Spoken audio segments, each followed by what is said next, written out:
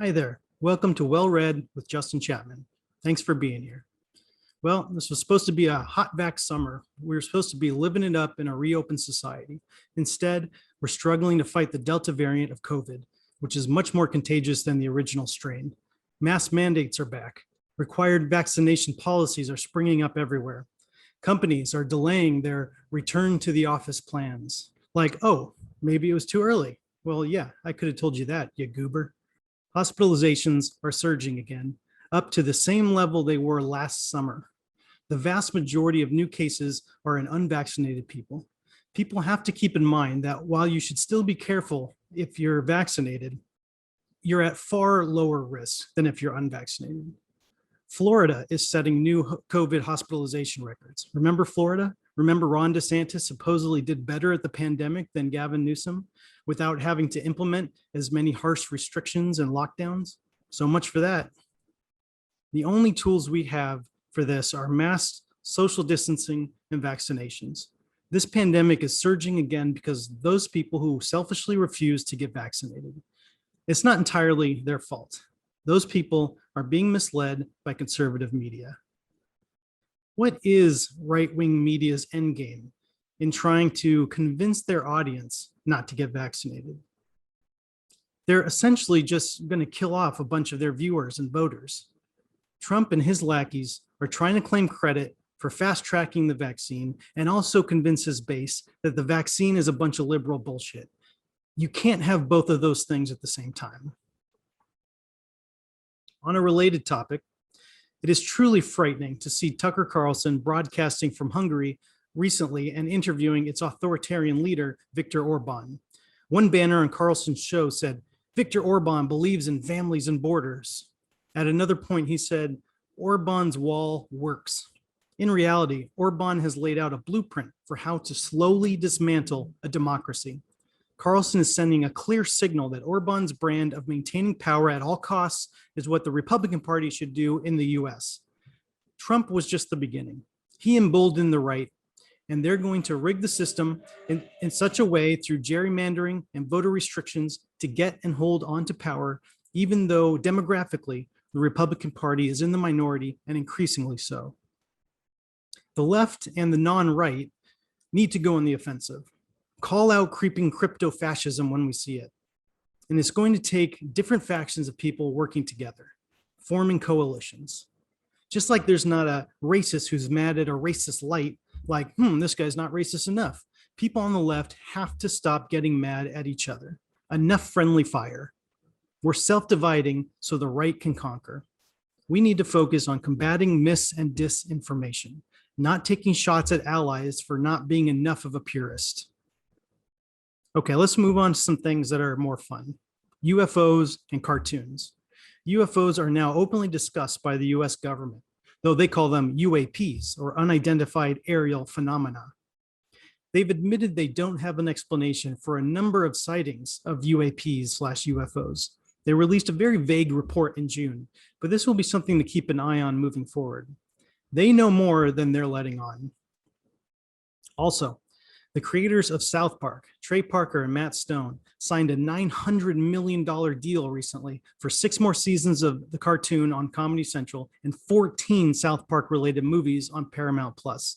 And they continue to own 50% of the show's online streaming revenues. They are now essentially billionaires, and they did it on their terms. It's just astounding.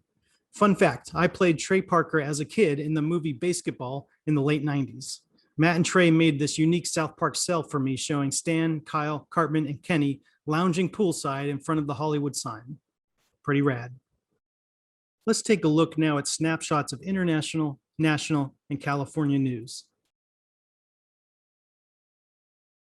In international news, the world is seemingly increasingly unstable. The Taliban is slowly taking over Afghanistan. A Chinese invasion of Taiwan at some point seems increasingly likely. Russia massed troops on Ukraine's border. Yemen continues to be an unthinkable humanitarian crisis.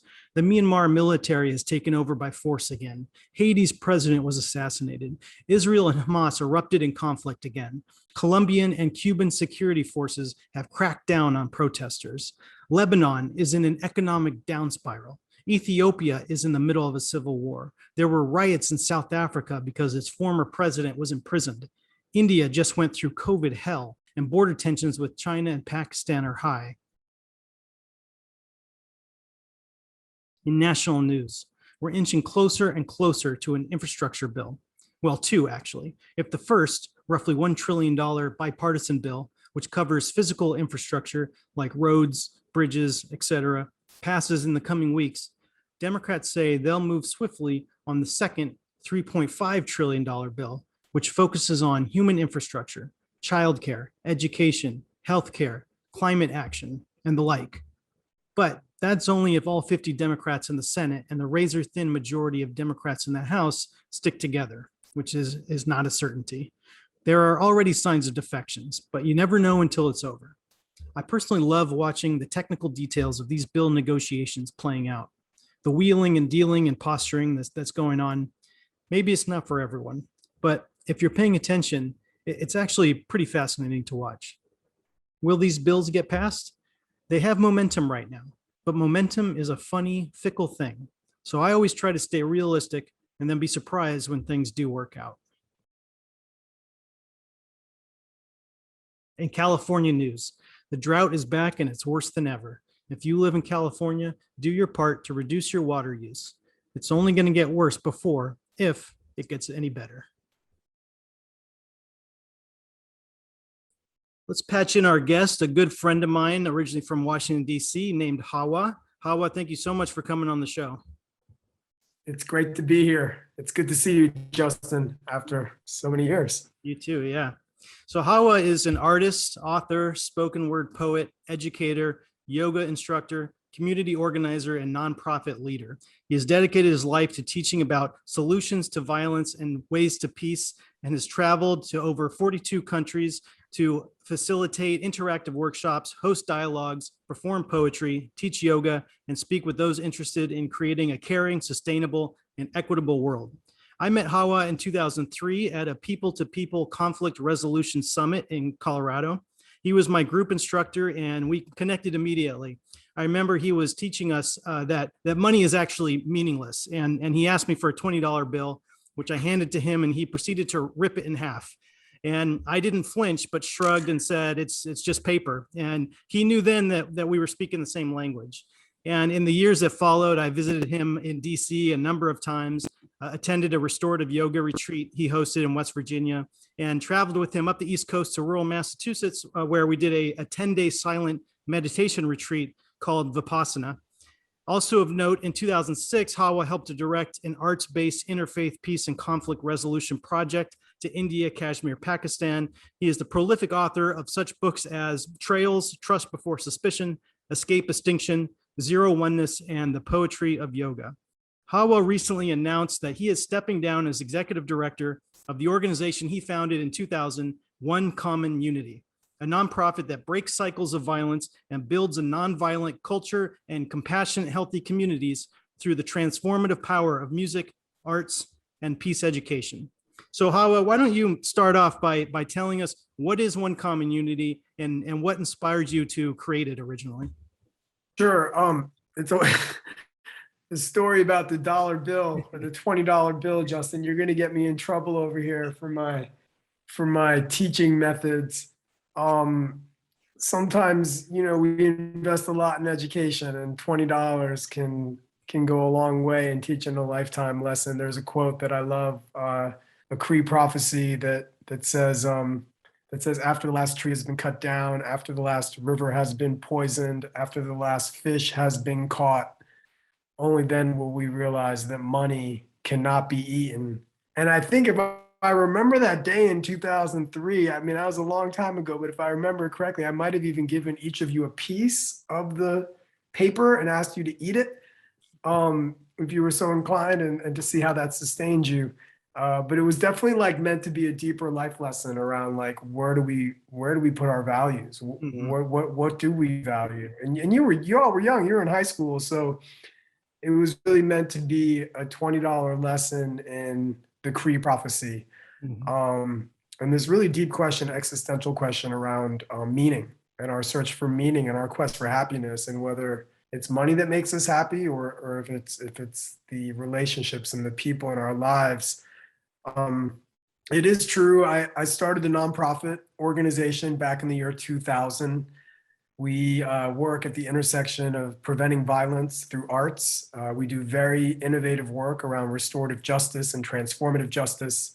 And we're also doing a lot with mental health and providing mental health services to youth and families in Washington, D.C. Right now, we're in 24 schools with in-school and after-school programming. It's a beautiful thing to see how much we've grown over the past 2 decades, and we now have about 30 full-time staff and a long list of part-time employees and a great board of directors. It's a joy to see where we've come and also where we've been. We began as a response to gun violence, just really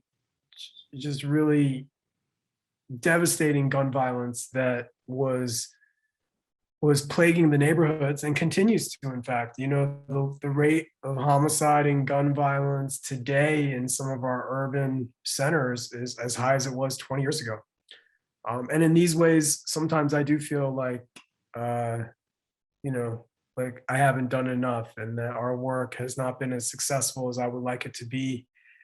We work on protective factors. So, our work has never been about like trying to get guns off the streets necessarily. It's been more about teaching the social emotional skills, the anger management, the stress reduction, the work around healthy mind and healthy body, so that people can make right choices and people can honor one another, people can learn skills of communication. And the work has always embodied this proactive approach to building healthy, caring, kind communities. Mindfulness is a big part of what we also engage in our work with youth and families. So that's kind of where we are now. And it's also a good pivot time for me in my life after 20 years of service and really working deep in the trenches of the movement. Yeah, tell me more about that decision, why you're leaving now, and what's next for you. Sure. I mean, for those that are watching and listening, we all come to inflection points in our lives, and life is about cycles. And for me, what brought me into this work was teaching. I'm a teacher, and when you're reading my bio, I'm an author, I'm a filmmaker. I've spent most of my life as a creative entrepreneur engaging in culture shifting work. And as the organization has grown, what it's required of me as a CEO and as an executive director, what that's required of me on a day-to-day basis it's very different than where my superpowers lie. It's one thing when we were a small and scrappy nonprofit and I was still teaching and I was still like in the streets doing the work that I love. And it's another when we become so big that most of my days are filled with development and institution building and fundraising and systems, HR, operations, all the things that are required for the management of a fast growing business or nonprofit organization. And quite honestly, I want to get back to what brought me into this work to begin with. And that's the decision and the reason I'm very clear that it's time for me to return back to teaching and facilitating and writing a new book. And I'm excited to hand over the baton. These things are opportunities to step aside. It creates opportunity for new vision, new leadership, new passion. And so it's an awesome opportunity for the organization to continue to incubate and foster and support new leadership. And I plan on being there and being a part of it. I'll never leave the organization. It's like, it's like my baby. Kids going to college, but it's definitely time, to support from the periphery and allow others to take the reins. Tell me about some of the programs you're particularly proud of, like Fly by Light, for example. Sure. I mean, so Fly by Light, which you just mentioned, is our award-winning youth development program. I think what is really special about Fly by Light is when I really launched and created Fly by Light in the year 2011, I wanted to synthesize the first decade of the work, the organization, and we had multiple programs happening that were involving youth filmmaking and social justice, conflict resolution, a lot of great stuff with like poetry and songwriting and how to shape community through those mediums. But then Fly by Light became an integration of all these best practices.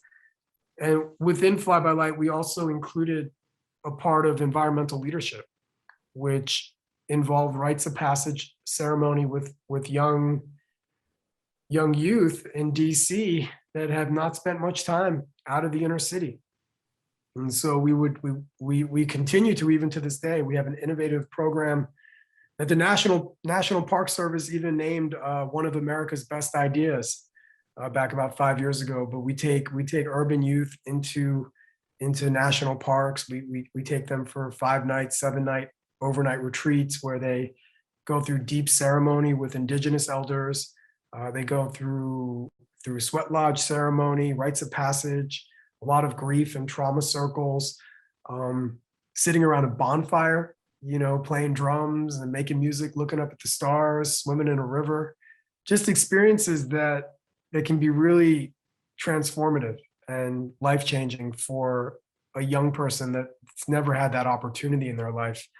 And so the way we fuse the environmental nature immersion with our approach to holistic child education is, I think, what makes Fly by Light really special. And then the young people write poetry and songs, and and when we come back to the city, we host performances for the broader public where the youth are showcased on big stages, and we produce music videos and vignettes and documentaries. So we have like short films and music videos and incredible ways that we broadcast youth voices out into the world. Mm-hmm. And so if people want to help contribute to One Common Unity, I believe you guys have a big fundraising event coming up in October, right? You're exactly right. We do. We're celebrating 21 years. It's our 21st birthday party, and we're doing an event called Closing the Gap. The majority of our youth identify as people of color and BIPOC youth. And so closing the gap in equity, closing the gap in racial disparity and access to education and resources, intergenerational poverty. So if you want to support us, please go to our website. You can become a sponsor, you can donate, you can become a monthly sustainer, and you can help us continue the legacy. Mm-hmm. Great. And, I'm also really interested in the sort of international diplomacy work you do too, like the India-Pakistan trip in 2006, for example. I mean, it seems like these days, not just there, but everywhere, I mean, relationships are breaking down between people, communities, countries. Things are becoming more violent in a lot of ways. And I've always seen you as a very optimistic person. So I'm curious, what's your take on this moment that we're living through? It's a good question, Justin.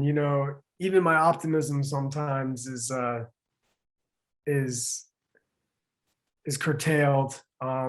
It's hard in front of the news headlines, in our 24-hour news cycle, the way that news media feasts on our fears. There are amazing things happening in the world. There are also a lot of tragic things happening in the world. And my take at this moment is that the world is changing as it has been changing and continues to change millennia after millennia after millennia. And really, the moment calls for us to come together.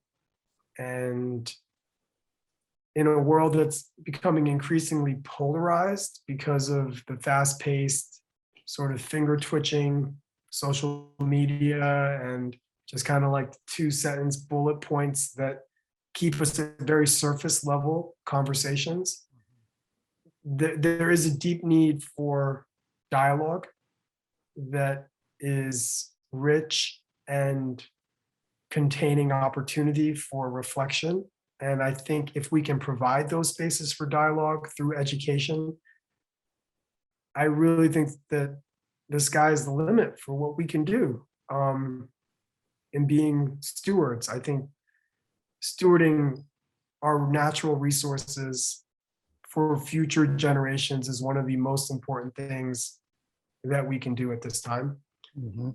And I also think that, understanding how we deploy resources and where we invest, whether that's in military, industrial complex, or whether that's in healthcare. Mhm. There has to be some more global cohesion and global vision for humanity and where humanity's heading. And because there is not at the moment, it does seem like a large mountain to climb. But I also really believe in the power of leadership, and I think when we can have good leadership, we can move mountains. And so I really, I hope anybody that's watching, you don't ever underestimate the power of your voice and the power of what you can do by engaging and participating. Yeah, well said for sure. So you just completed a 20-day silent meditation retreat. You and I, of course, did a 10-day retreat back in 2007. I know it's a intensely personal experience, but tell us what this is and what this last retreat was like for you. Yeah, no, I'm happy to, Justin, and I appreciate this question a lot. I've grounded my life through a very important practice of meditation that keeps me balanced and equanimous through the tough times and the ups and downs. And the 20-day silent retreat, I just finished that about a month ago. And for 20 days, there's no talking, no reading, no writing, no eye contact with other meditators. I'm living in a meditation center. And it is deeply personal. It's hard. It's not like a vacation. You really have nowhere to go, as you know, Justin. There's nowhere to really run to. And you have to kind of you have a mirror that's just the mirror of your own consciousness that you are looking into. And for me, it was 20 days. I've been building up to this 20-day sit for about 15 years. I've done 7 or 8 10-day silent meditation retreats, and I finally was accepted into the longer 20-day program. And if anything, it really cultivates compassion. I leave these retreats with just this boundless love and compassion for all beings, and this really deep hope and desire that all beings feel freedom from their suffering and their misery and their pain. And there's a deep joy that's cultivated through silent meditation. It's pretty ironic to give you all a visual. Like, imagine you woke up every day and think about one of the closets that are in your bedroom, 5 feet by 3 feet. And imagine you walk into that closet and you close the door behind you and you sit inside of that closet for 10 to 11 hours a day. That's basically what I did for 20 straight days. I sat in a closet for 10, 11 hours a day. And it's so ironic that an experience like that of such confinement can create such freedom, right? Like, when I left the retreat and the meditation center, I felt so liberated and so free from some of my own mental habit patterns.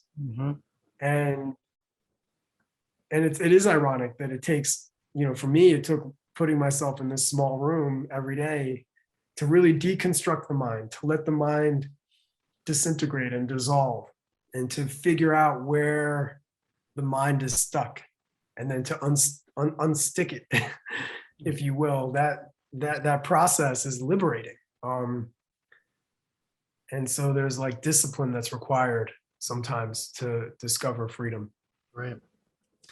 And I think it was in, correct me if I got this wrong, I think it was in September 2019, you had a major bike accident, right? And it left you quite immobilized for a period of time. So tell us what happened, and how did it change you?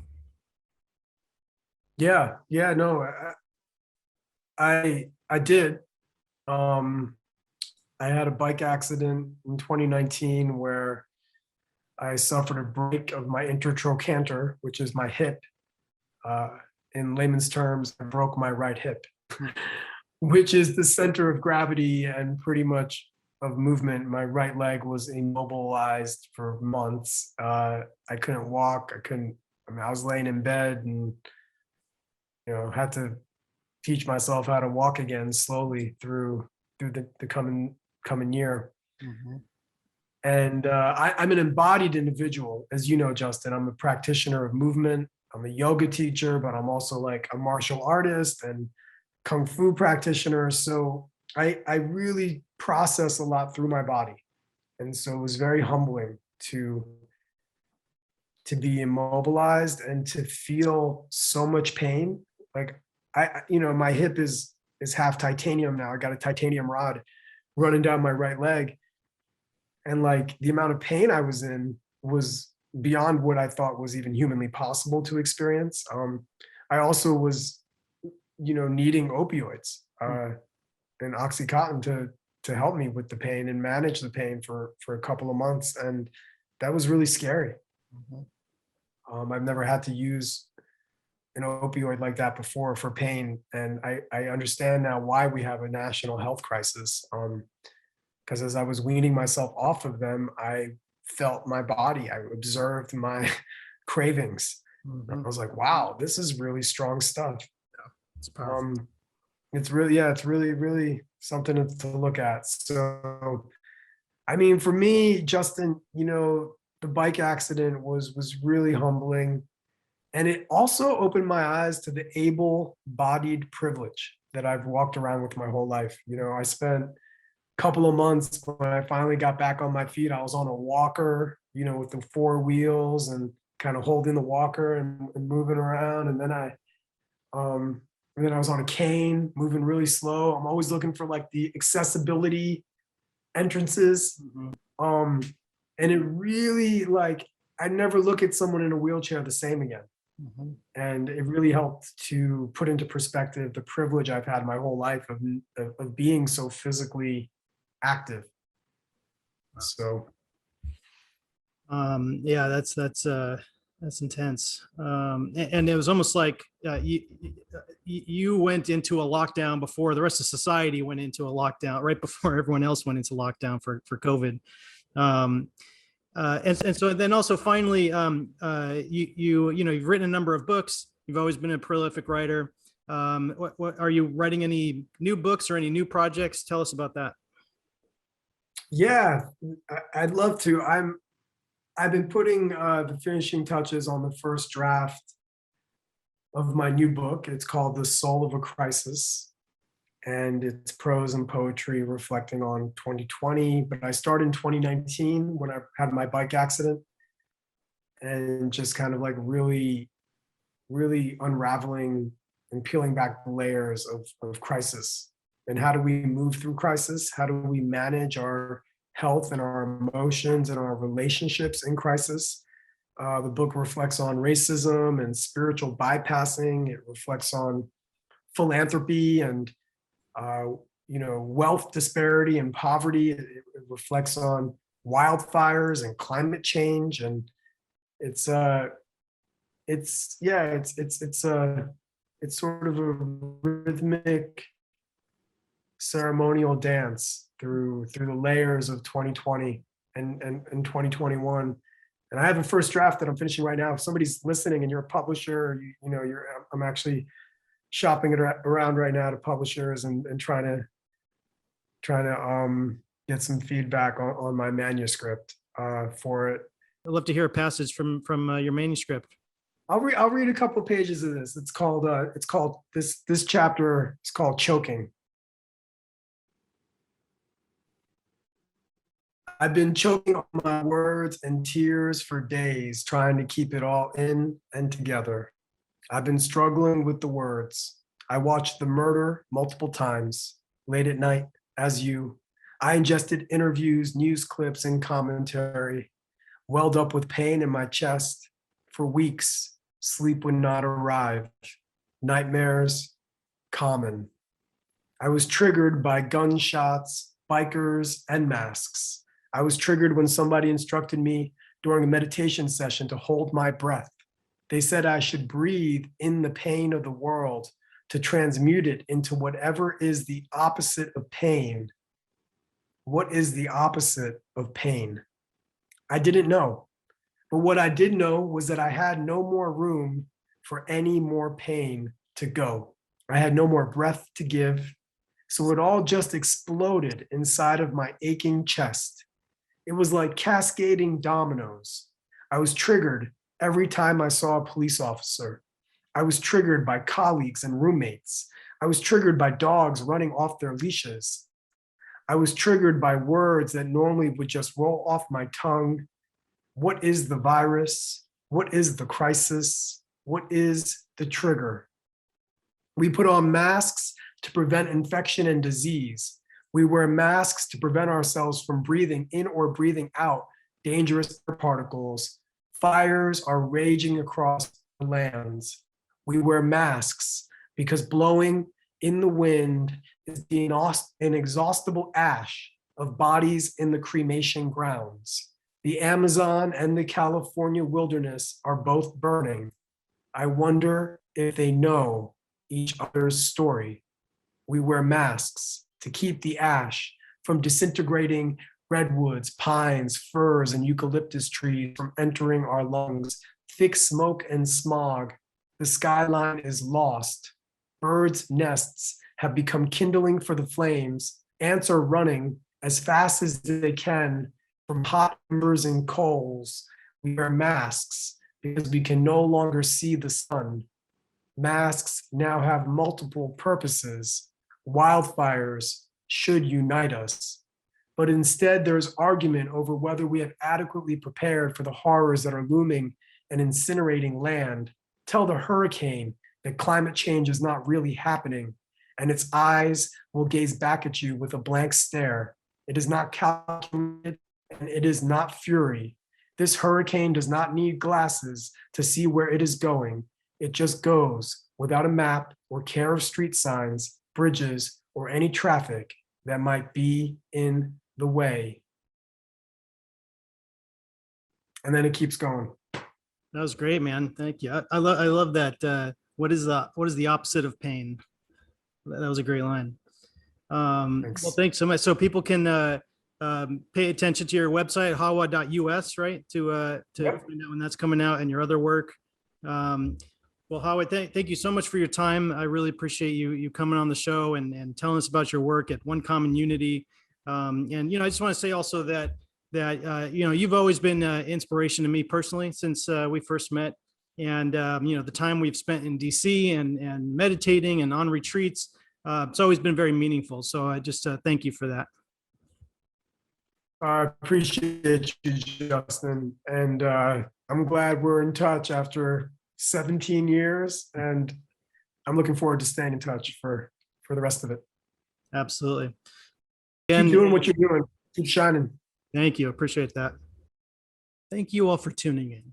If you need recommendations for good reads, check out Ethel Rosenberg, An American Tragedy by Anne Seba.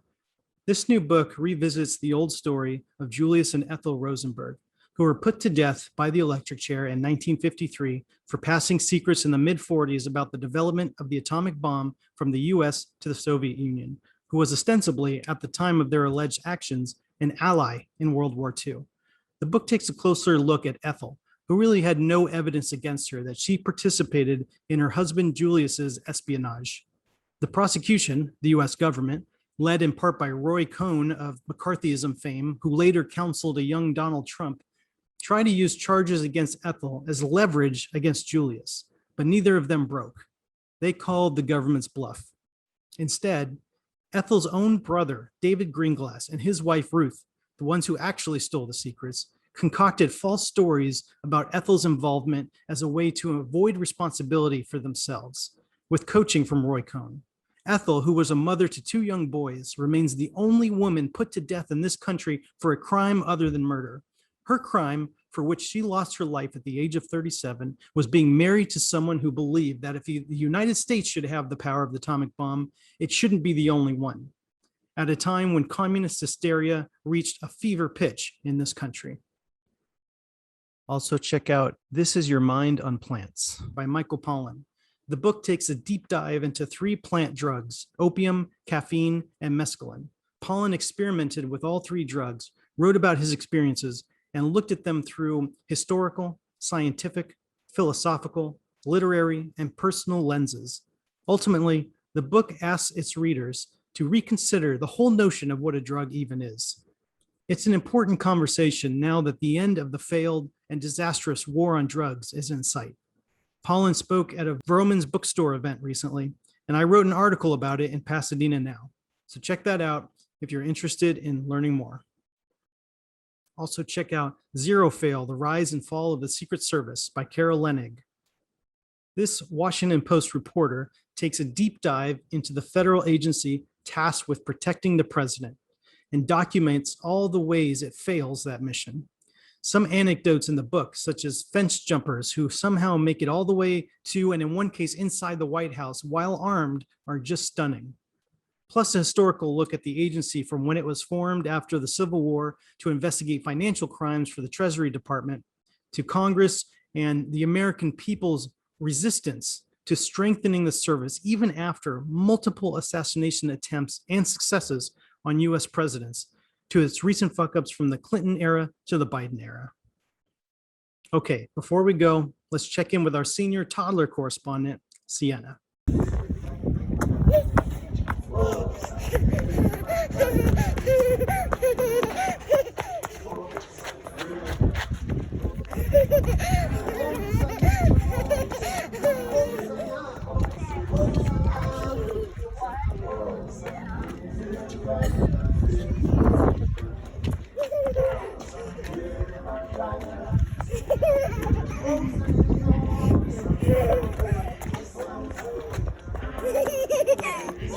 Thank you for that report, Sienna.